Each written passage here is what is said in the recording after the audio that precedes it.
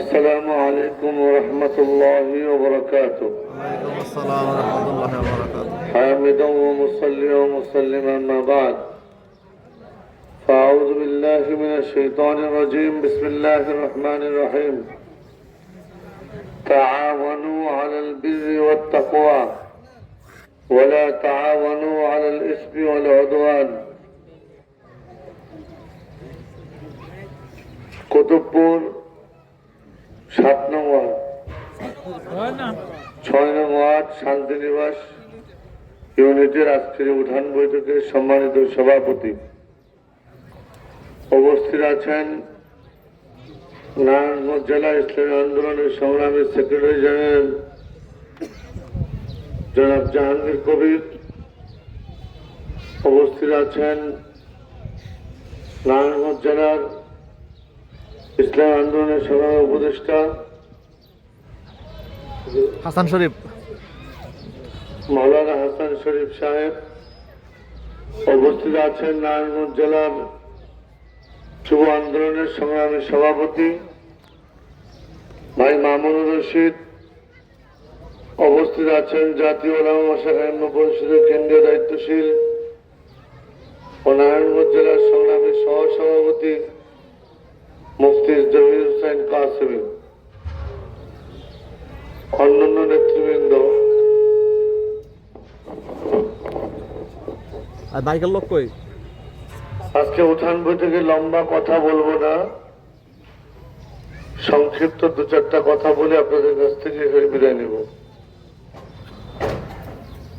বাংলাদেশ স্বাধীন হয়েছে সেই 1971 সালে,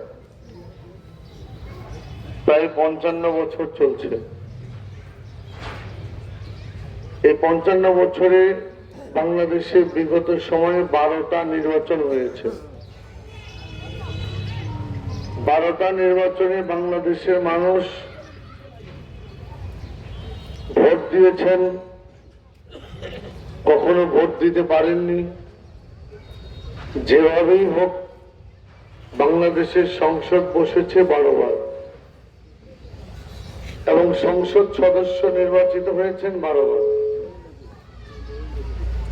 12 বার সংসদ সদস্য যারা নির্বাচিত হয়ে সংসদে গিয়েছেন, যে জনগণ ভোট দিয়ে সংসদ সদস্যদেরকে সংসদে পাঠিয়েছেন, জনগণ ভোট দিয়েছেন কেন? এদেশের মানুষের ভাগ্যের পরিবর্তন ঘটবে, এদেশটা উন্নত হবে, শ্রমিক ন্যায্য অধিকার পাবে, মালিক ন্যায্য মূল্য পাবে, সাধারণ জনতা চাঁদা মুক্ত সমাজে বসবাস করবে, কিশোর গ্যাং তৈরি হবে। এই স্বপ্ন কখনোই দেখেননি। মাদক মুক্ত একটি সমাজ হবে, জনগণের জন্য বাজেট যতটুকু পাস হবে সেটা জনগণের কাজে ব্যয় করা হবে। এই আশা নিয়ে এই বিগত 12 বার বাংলাদেশের জনগণ ভোট দিয়েছে। কিন্তু আফসোস এবং পরিতাপের বিষয় হচ্ছে, বিগত 12 বার একজন নেতা গেলে আরেকজন নেতা এনেছে, একজন নেতাকে দেখেছে সে চুরি করেছে, তাকে বাদ দিয়ে আরেকজন এনেছে। কিন্তু আফসোস হলো একজনকে বাদ দিয়েছে, আরেকজন যে এসেছে চোরের পরিবর্তে মহাডাকাত এসেছে। আমরা দেখেছি চাঁদা মুক্ত হয়নি, মাদক মুক্ত হয়নি, কিশোর গ্যাং মুক্ত হয়নি। জনগণের অধিকার জনগণ বুঝে পায়নি। জনগণের জন্য যে টাকা বরাদ্দ হয়েছে সেই টাকা জনগণের কাজে ব্যবহার হয়নি। যাদেরকে ভোট দিয়ে সংসদে পাঠানো হলো, যাদের ভোটে সংসদ সদস্যরা সংসদে গেল, সেই ভোট দাতাদের ভুলে গিয়ে সংসদ সদস্যরা ভোটারদের চিন্তা বাদ দিয়ে, ভোটারদের অধিকারের কথা বাদ দিয়ে নিজেদের পকেট ভরার চিন্তায় বিভোর ছিল। যে বাংলাদেশ এখনো মানুষ খাদ্যের জন্য বাঘের সাথে লড়াই করে, এখনো মানুষ খাদ্যের জন্য কুকুরের সাথে লড়াই করে, এখনো মানুষ 3 বেলা 1 বেলা খায়, 2 বেলা না খেয়ে থাকে।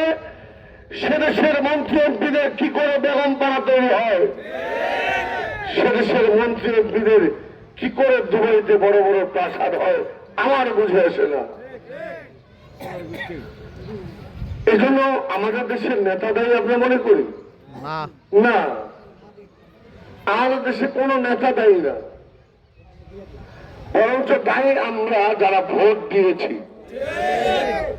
কারণ আমরা ব্যক্তি চয়ন করতে, ব্যক্তি নির্ধারণ করতে, সংসদের প্রতিনিধি নির্ধারণ করতে ভুল করেছি। আমরা জানি একজন লোক চোর ডাকাত, আজকে যারা মাদক নির্মূল করবে, চাঁদা মুক্ত করবে, বারবার বলছে চাঁদা মুক্ত হচ্ছে না।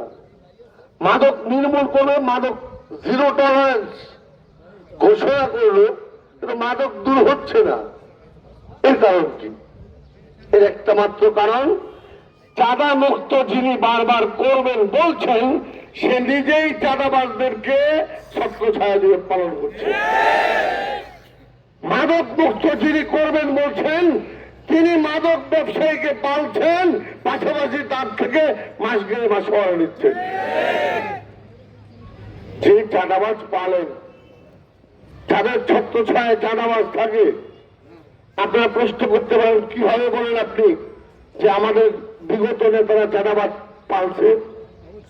আপনাদেরকে আমি পাল্টা প্রশ্ন করি, বাংলাদেশের কত পার্সেন্ট মানুষ চাঁদাবাজ বলেন? 100%-এ 1% হবে? আর এই কুতুবপুরে 5,40,000 ভোটার, ফতুল্লা থানায়, এই ফতুল্লা থানায় 5,40,000 ভোটারের মধ্যে 400 চাঁদাবাজ আছে। 4,000 1% করে 1% চাঁদাবাজ যেখানে নেই, সেখানে চাঁদাবাজদের এত সাহস থাকে কি করে? যদি জনপ্রতিনিধিরা জনগণকে নিয়ে চাইতেন, একদিনের মধ্যে চাঁদা মুক্ত দেশ করতে পারতেন, করেন নেই, চান নেই তারা, তাহলে ভাগ আসবে কোথার থেকে? আজকে মাদক ব্যবসায়ী, মাদক সেবীকে গ্রেফতার করা হয়, মাদক সেবনকারীকে গ্রেফতার করা হয়। যদি বাজারের তেল না থাকে, যেমন তেল কিনতে পাওয়া যায় না, বাজারে পণ্য না থাকলে যেমন ক্রেতা পণ্য পায় না, যদি মাদক ব্যবসায়ী না থাকতো, আমার সন্তান মাদক সেবী হইত না। আমরা মাদক সেবনকারীকে গ্রেফতার করছি, মাদক যারা বিক্রি করছে তাদের গ্রেফতার করছি না। এই আপনাদের কাছে লম্বা সময় নিব না, শুধু এতটুকু বলবো, আমাদের মরহুম পীর সাহেব হুজুর রহমতুল্লাহ আলাইহি বলেছেন, বারবার নেতার পরিবর্তন করলে দেশের ভাগ্যের পরিবর্তন ঘটবে না। যদি দেশের ভাগ্যের পরিবর্তন করাইতে চাও, তো নীতির পরিবর্তন, আদর্শের পরিবর্তন করো। আমরা নেতার পরিবর্তন চাই না, নীতির পরিবর্তন চাই। এমন নীতি চাই যে নীতির মাধ্যমে নেতার বাবাও যদি ভুল করে, নেতার ছেলেও যদি অপরাধ করে, অপরাধের জন্য নেতার ছেলেও শাস্তি পাবে। আমাদের নীতিটা হচ্ছে উল্টা। নেতার চামচা, নেতার আত্মীয় স্বজন, তারা বিচারের বাইরে, শাস্তির বাইরে, তাদের জন্য কোনো আদালত নেই, তাদের জন্য কোনো আইন নেই। আইন শুধু সাধারণ নিরীহ মানুষের জন্য।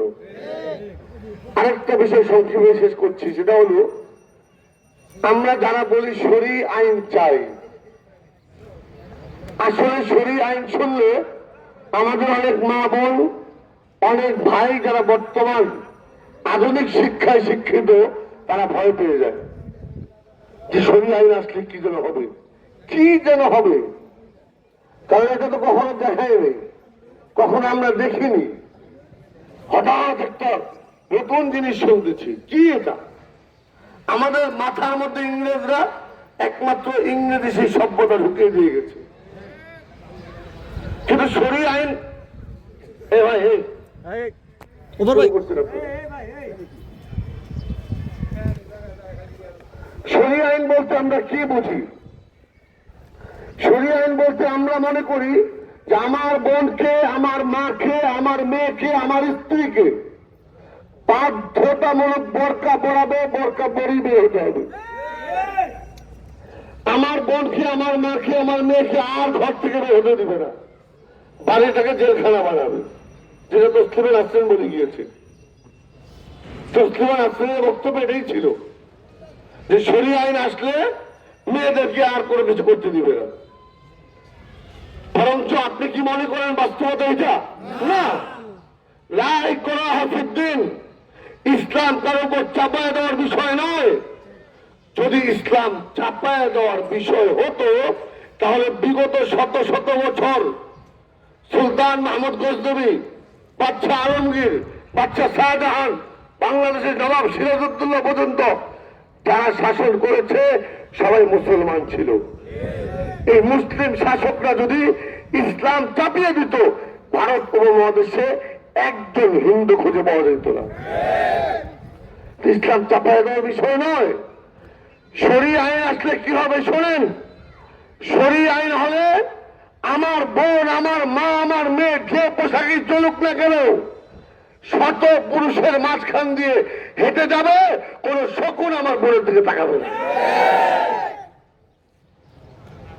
শরিয়া আইন হলো আমার বোনের, আমার মায়ের, আমার মেয়ের, আমার স্ত্রীর সর্বোচ্চ,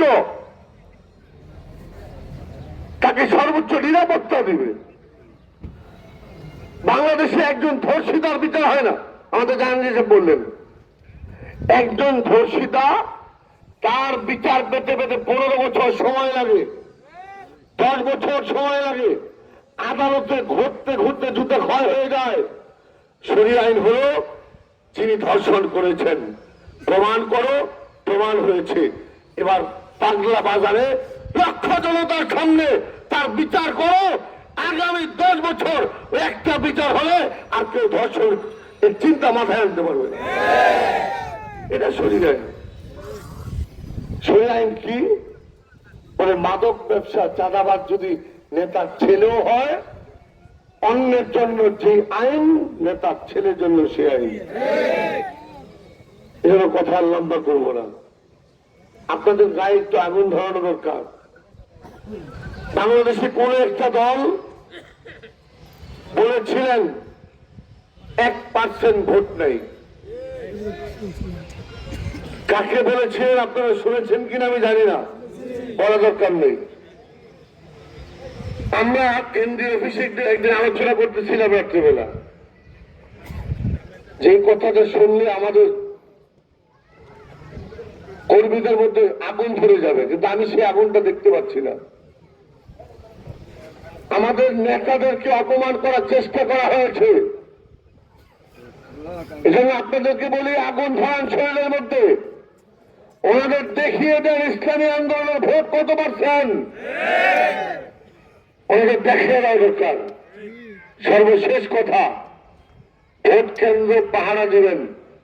আমাদের জহির কাছে এসব বলেছে, কেউ যদি আগামী 5 বছর চাঁদাবাজি করে খাওয়ার আশায় জীবন নিতে পারে, জীবন দিতে পারে। কেউ যদি আগামী 5 বছর টেন্ডারবাজি করে খাওয়ার আশায় জীবন নিতে পারে, জীবন দিতে পারে।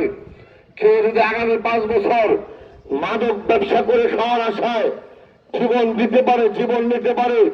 আমরা কি আল্লাহ এবং আল্লাহ রসুলের জন্য জান্নাতের আশায় জীবন নিতে এবং দিতে পারবো না? আমাদের যার যা কিছু আছে, যদি লড়াই হয় তো দলীয় ব্যানার নিয়ে সর্বপ্রথম মাঠে নেমেছে। বিগত অভ্যুত্থানে বাংলাদেশে যখন কেউ মাঠে নামেনি, কোন দলের নেতা ব্যানার নিয়ে মাঠে নামেনি, আমাদের মোহতারাম আমির হাজারো অস্ত্রের মুখে নিজের দলীয় ব্যানার নিয়ে ছাত্র জনতার পাশে দাঁড়িয়েছিল। আমরা শিখেছি। এজন্য আসুন, একমাত্র আমরা এদেশ গড়তে পারি, এদেশ গড়বে ইনশাআল্লাহ। ওয়াদা করতে পারি, জনগণের 1 টাকার আমানতের খেয়ালত করবো না। ওয়াদা করতে পারি, এই জলাবদ্ধতা থাকবে না ইনশাআল্লাহ। ওয়াদা করতে পারি, মানুষের অধিকার তার ঘর পর্যন্ত পৌঁছায় দেওয়ার চেষ্টা করব। আল্লাহ আমাদের সবাইকে আগামী 12 তারিখে কাফনের কাপড় যদি পড়তে হয় কাফনের কাপড় পরে ফজরের নামাজ ভোট কেন্দ্রে পড়বে ইনশাআল্লাহ। রাজি আছি তো ইনশাআল্লাহ? আল্লাহ আমাদের সবাইকে তৌফিক দান করুন।